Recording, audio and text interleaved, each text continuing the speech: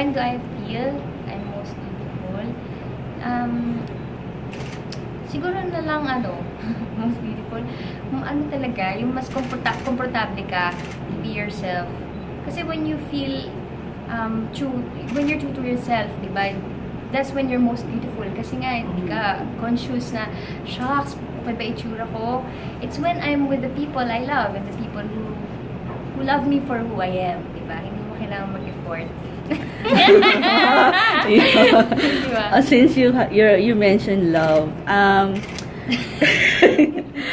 nasabi yung boyfriend na parang demands, paano yung pag-handle nyo ng time? Pag-handle ng time? Balance lang po lang.